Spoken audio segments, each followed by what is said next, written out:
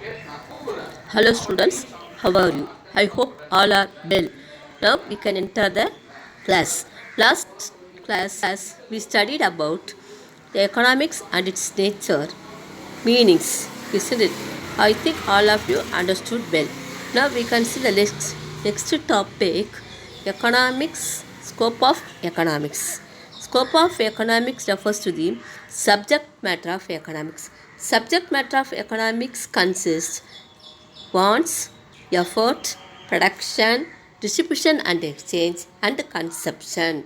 Here wants refers to விருப்பங்கள். அதாவது நம்ம முதல்ல விருப்பங்கள் ஏற்படுகிறது, அதுக்காக முயற்சி மேற்கொள்கிறோம்.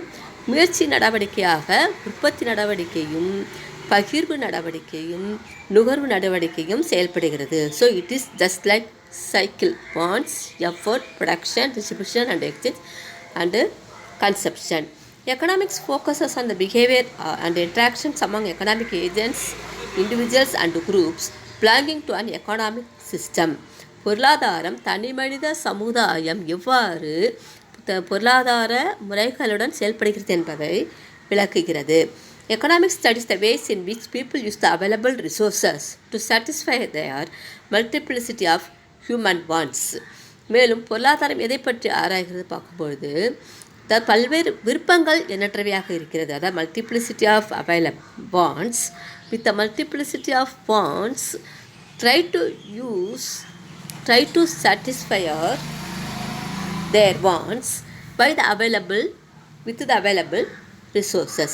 Economics is concerned with activities of human beings and rational human beings and related with the wealth. So பொருளாதாரம் மனித இனத்தை பற்றி ஆராய்கிறது.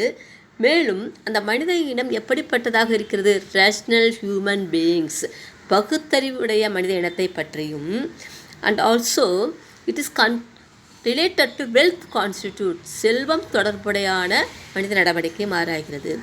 Now we can discuss about economics is an art and science. Art is the practical application of knowledge for achieving particular goals.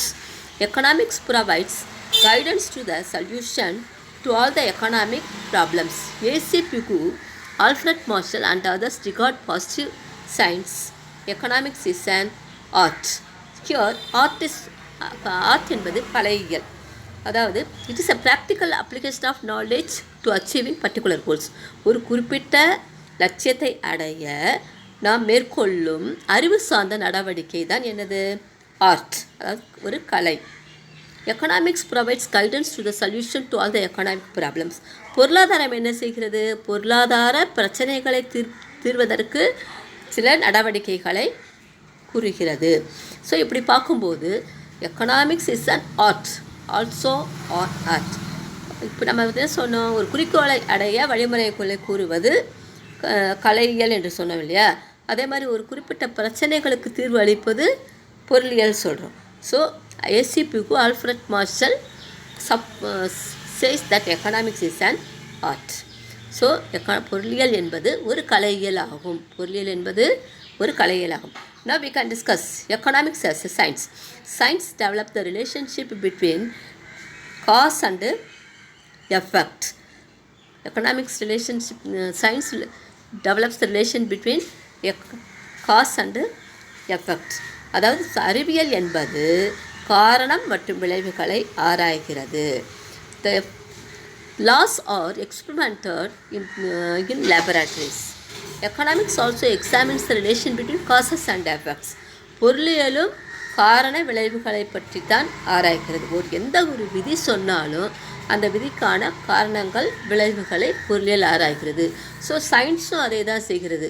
ஒரு கூற்றுகள் சொன்னால் அதுக்கு காரணங்கள் விளைவுகளை ஆராய்கிறது. So economics also considered as an science. So economics like Robbins, Jordan, Robinson argue that economics is a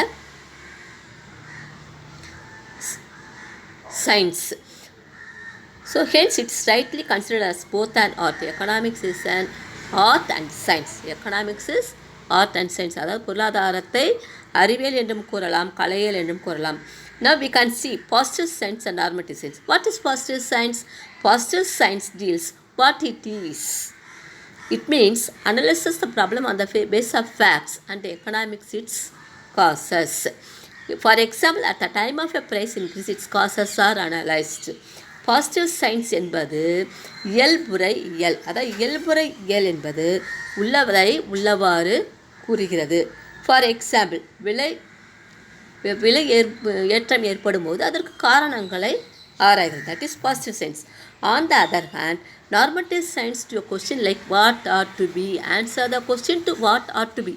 Normative science, here the conclusions and results are not based on facts but on different considerations belonging to social, cultural, political, religious. For example, at time of price increase would be seen as it is whether good or bad. அந்த normative science என்பது what ought to be, எதுவாக இருக்க வேண்டும். இதில் ஒரு கூற்றுகள் காரணங்கள் விளைவுகளை எப்படி கொண்டு வராங்கன்னு பார்க்கும்போது, அது காரணங்களை மட்டும் கூறாமல் சோசியல், சமுதாயம் என்ன நினைக்கிறது, கலாச்சாரம் என்ன கூறுகிறது, அரசியல் என்ன கூறுகிறது, சமுதாயம் என்ன, சமயம் என்ன கூறுகிறது, இப்படி எல்லாவற்றையும் சேர்ந்து தான் நம்ம முடிவு மேற்கொள்ள முடியும். For example, at the time of a price increase it be seen as whether it is good or bad. அதான் பொருள்களின் விலை ஏறுகிறது இல்லையா. அப்போ நம்ம என்ன சொல்ல, இப்போ ஃபார் எக்ஸாம்பிள் இப்போ கொரோனா பீரியட் நமக்கு பொருள்கள் விலை ஏறுது, நம்ம என்ன நினைக்கிறோம், இது நல்லதா, பொருளாதார வளர்ச்சிக்கு நல்லதா தீங்கான்னு ஆராய்ச்சிக்கிறோம். That is normative science. இப்போ இன்னும் ஒரு நல்ல எக்ஸாம்பிள் மூலமாக சொல்ல போனால், பாசிட்டிவ் சயின்ஸ் ஒரு குட் எக்ஸாம்பிள் உங்களுக்கு டக்குன்னு புரியுற மாதிரி சொல்கிறேன். இப்போது alcohol, production of alcohol increase national income சொல்கிறாங்க. இப்போ ஆல்கஹால் உற்பத்தி செய்கிறதுனால நேஷ்னல் இன்கம் அதிகமாகும். That is positive science. ஆமாம், ஆல்கஹால் உற்பத்தி செய்தால் நேஷ்னல் இன்கம் அதிகமாகும்ட்டு உள்ளதை உள்ளவாறு சொல்லிவிடுகிறது. ஆனால் நார்மட்டிவ் சயின்ஸ் என்ன சொல்கிறது, ஆல்கஹால் உற்பத்தி செய்கிறதுனாலையும் அதை கன்சியூம் பண்ணுறதுனாலையும் மனிதனுக்கு தீங்கு விளைவிக்கிறதா அல்லது நன்மை விளைவிக்கிறதா என்று ஆராய்கிறது. That is normative science. இப்போ உங்களுக்கு புரிஞ்சிருக்கும்னு நினைக்கிறேன். ஆல்கஹால் உற்பத்தி செஞ்ச வருமானம் அதிகரிக்கும், பாசிட்டிவ் சயின்ஸ். ஆனால் அது உற்பத்தி செய்கிறதுனால நமக்கு மக்களுக்கு நன்மை ஏற்படுமா, இல்லையே தீமை தானே ஏற்படும் அப்படி சொல்லும்போது அது normative science. Basic concept. Now we can see basic concepts in economics. Goods and services. The things which satisfy our human wants is called goods and services. இதெல்லாம் மக்களோட விருப்பத்தை நிறைவு செய்கிறதோ அதெல்லாம் என்ன சொல்லலாம், goods and services. Both goods and services satisfy human wants. ரெண்டுமே மனித விருப்பத்தை நிறைவு செய்கிறது. In economics, goods are also called products, commodities, things, etc. There are many kinds of goods. Free and economic goods, consumer goods and capital goods, perishable goods and durable goods. Now we can see free goods. What's free goods? The goods available in nature abundantly is called free goods. Okay. That example, air and sunshine.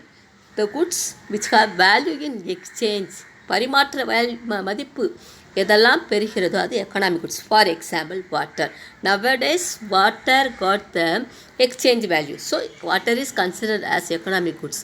Consumer goods and capital goods. Consumer goods means directly satisfy the consumer. That is consumer goods. Example, TV, chair, bed, like that. And capital goods. Capital goods indirectly satisfy the human beings. That is the machines. Machines helps in production of goods and commodities. So it indirectly satisfy the human beings. So that is capital goods. Perishable and durable goods. Perishable goods are having short lifespan. That is, it is short lived. For example, 2 days, 3 days or 1 week. That is called perishable goods. Example, fruits, flowers, meat, vegetables. Durable goods. Durable goods are long life lived. Long life lived. That is, for example, TV, chair, like that we can say. So then we can see the services.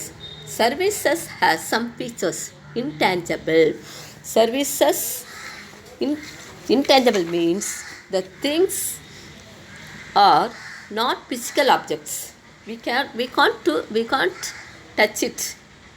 So that is intangible. But exists in connection to other things. But ஆனால் அது இருக்கிறது. For example, brand image. இப்போ ஒரு shirt வாங்க போகிறோம், அந்த shirt not goods. But அந்த shirt வாங்கும்போது அந்த ஷர்ட்டு நம்ம என்ன சொல்கிறோம், இது நல்ல பிராண்ட். ஸோ சத்து வந்து நல்ல பிராண்டு சொல்கிறோம் இல்லையா, that is intangible in nature. Heterogeneous.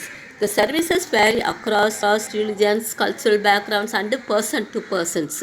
So services differ from person to person சொல்லலாம், அல்லது ஒரு ரீஜனுக்கு இன்னொரு ரீஜனுக்கு சேஞ்ச் ஆகுது சொல்லலாம்.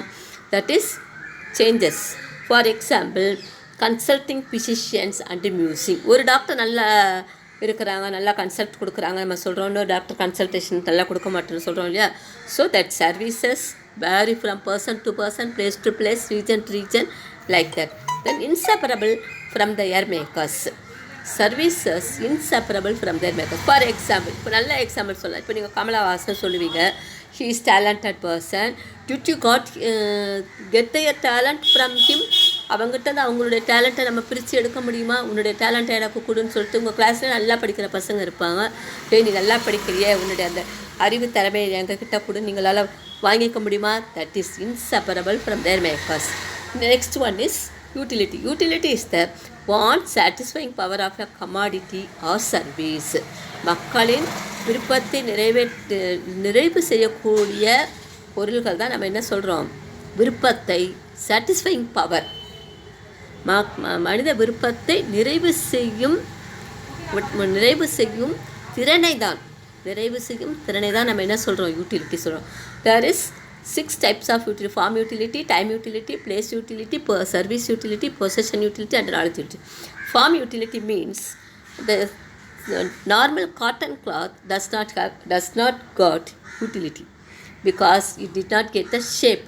When the cloth is stitched as a shirt, it got form utility. Time utility means the utility will be derived at that time. For example, the blood donation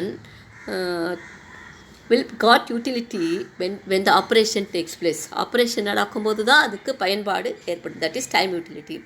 Place utility means the things given at the right place is called place utility. For example, rice is produced in the Tanjavur. If it is kept in Tanjavur itself, it does not get utility, but it will be given to other place, those who needed that, then only it got utility. Service utility means an individual consumer derives service utility from a service made available at that time when he most needs. For example, clients obtain service utility from their lawyers, patients derive service utility from the doctors and so on. So service utility, இப்போ lawyer கிட்டக்க அவங்க அந்த suggestion வாங்கும்போது தான் they got service utility. அதே மாதிரி doctor. Next one is possession utility. when a student buys a book from a book seller, then only it will gives utility. இப்போ book கடையில் அந்த புக்கு அப்படியே இருந்தால் நமக்கு அது யூட்டிலிட்டி கிடையாது. But when the student buys, he can get possession utility. Then knowledge utility. It is the utility derived by having knowledge of the particular thing. ஒரு பொருளை பற்றிய அறிவை பெறும்பொழுது நாம் அதை என்ன சொல்கிறோம், knowledge utility. Then price. It is the value of goods expressed in terms of money. ஒரு பொருளின் மதிப்பானது பணத்தினால் குறிப்பிடும்போது அதை நாம் என்ன சொல்கிறோம், விலை என்று கூறுகிறோம். Market means place where commodities are bought and sold. In a market, buyer and sellers meet together and selling their goods. That is called market. So it is a place where commodities bought and sold. Cost refers to the expenses incurred to produce a given quantum of goods. ஒரு பொருளை உற்பத்தி செய்வதற்கு மேற்கொள்ளும் செலவுகளை நம்ம என்ன சொல்கிறோம், காஸ்ட்னு சொல்கிறோம். Revenue is the income obtained from the sale of goods and services. Revenue என்பது வருமானம். அதாவது ஒரு பொருளை விற்பனை செய்வதனால் நமக்கு கிடைக்கும் வருவாய் தான் அல்லது ஊதியத்தை நம்ம என்ன சொல்கிறோம், ரெவென்யூன்னு சொல்கிறோம். Equilibrium is a position from which there is no net tendency to move. அதாவது ஈக்குலிபிரியம் என்ற பொசிஷனில் it will not change, it will be static. You can say consumer's equilibrium occurs when he gets maximum satisfaction. Just like that, the equilibrium of producers occurs when he gets maximum profit. That is equilibrium. Income, it refers to the amount of monetary or other returns, either earned or unearned, small or big, occurring over a period of an economic unit. அதாவது ஒரு பொருளியல் செயல்பாடுகள் பணத்தின் வாயிலாகவோ வேறு விதத்திலோ சம்பாதிக்கிறதுனாலையோ அல்லது சம்பாதிக்காமல் செயல்களை செய்வதனாலோ குறைந்த அளவோ அல்லது அதிக அளவோ ரிட்டர்னாக பெறுவது தான் நம்ம என்னென்னு சொல்கிறோம்னா income. It first amount of monetary or other returns. ஒரு தொழிலை செய்கிறாங்க, அதுக்கு கிடைக்கிற ஒரு ஊதியம், அதைத்தான் நம்ம என்ன சொல்கிறோம்னா இன்கம் சொல்கிறோம். So that's all. So these are the concepts of national income. One second I remind you what you to study in this lesson. That is subject matter of economics we learn. Economics is an science and art and also positive or normative science. The basic concepts of economics, that is, what are the basic concepts of economics? Free goods, economic goods, consumer goods, capital goods, durable goods, and then services, utility, types of utility, price, market, cost, revenue, equilibrium, income. These are the concepts we learned today. So, okay, students, now get ready to take down the questions. So, listen carefully and take down the questions. Explain the subject matter of economics. First question, explain the subject matter of economics. Second, give short note on positive signs. Mention the kinds of goods. Third one, mention the kinds of goods. Fourth one, what are the types of utility. Give short notes on income. Give short notes on income. So, okay students, bye. We can see next lesson.